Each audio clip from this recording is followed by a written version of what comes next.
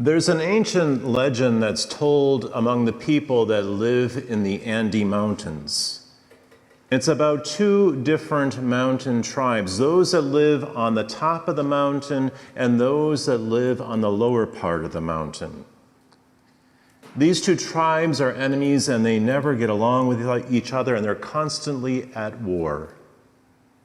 And one day the tribe from the top decided to attack the tribe that was down below. In the course of their plunder, they happened to kidnap one of the young boys and took him back up to the top of the mountain with them. The lower people immediately put together 50 of their most strongest men. And they began to plan how they would go up on the top of that mountain, capture that young boy, and bring him back home. Off they went, these warriors, and as they were trying to get up that mountain, they couldn't find the right path. Trying and trying from different angles, from different sides, they just simply couldn't make it up the top of that mountain. After 3-4 days of trying and in desperation, they finally decided it was time to give up and return to their village. But as they were happening to pick up their gear, they looked up and they saw the mother of the child who was kidnapped coming down from the mountain, that mountain that they were unable to climb. And there she had strapped on her back her child. One of the soldiers walked up to her and said, "How did you do this?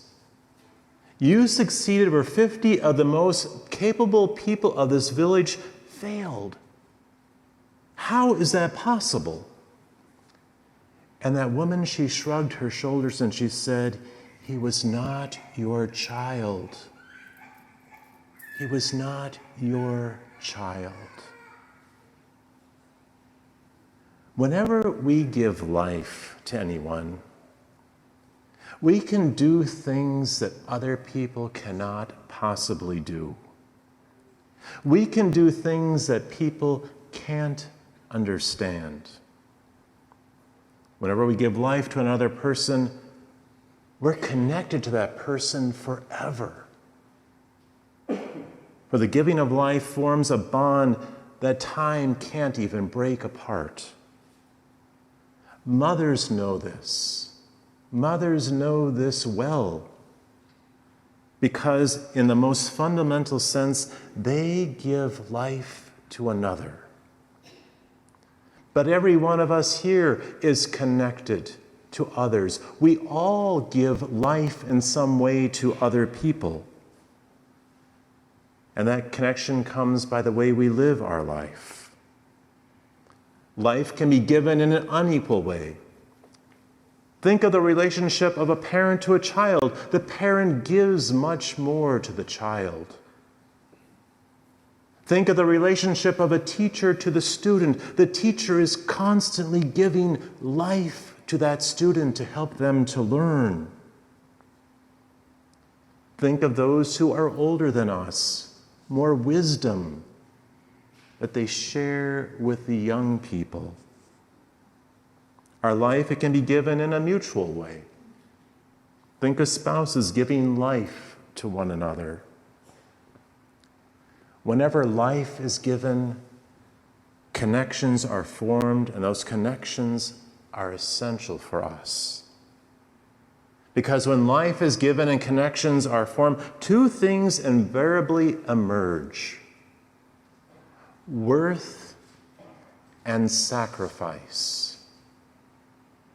It's only when we give our life to another that we understand even our own worth, our own value.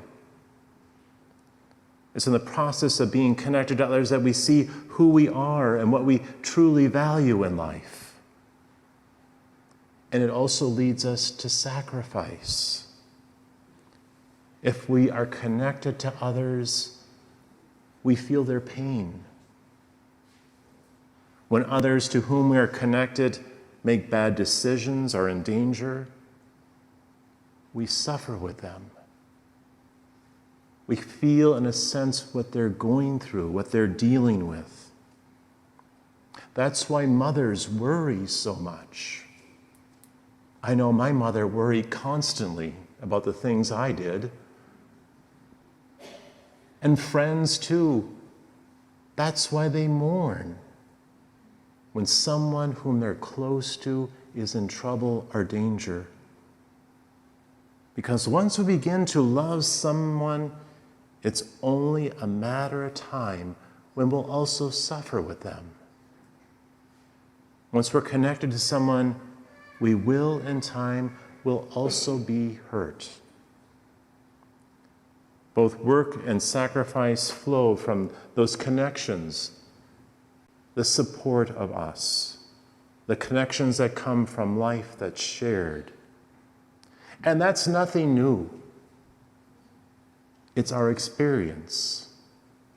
It's simply the way things are. But the good news found in the gospel we have just heard is this. This giving of life that leads to a connection out of which worth and sacrifice flow, it's not simply limited to us. It also applies to God. God is the one who gave us life, and because of that, God is bound to us in a unique way, in a way that can't be broken, in a way that can't be destroyed. Just as the Good Shepherd cares for the sheep and is willing to lay down his life for the sheep, God cares for us and is willing to do all that he can, all that is necessary to help us. And because of this, we should never doubt our value in the eyes of God. We should never doubt our worth in the eyes of God. Because of this, we should never think that God has forgotten us. No matter how difficult our life might become, God will never forget us. God has given us life to us. And like a mother, God can never stop caring for us. We can doubt our own value sometimes. We might think of ourselves and say, I'm really not worth that much. I'm not that great. But God can never doubt us. Others can look at us and say maybe they're deplorable. Others might look at us and say, oh, they're just worthless. They're nothing. They can point to us and ask God, how can you love those people? Look at what they do. They're so selfish, they're so judgmental, they're so wounded. How can you care for them, God? How could you be willing to lay down your life for them?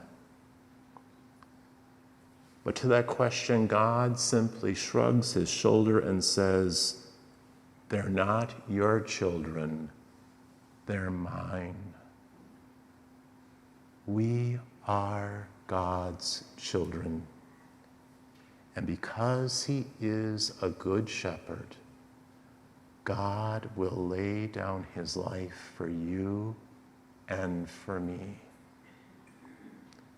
The good shepherd, always looking for his sheep, even for the one who goes astray. Why? Because we are his children.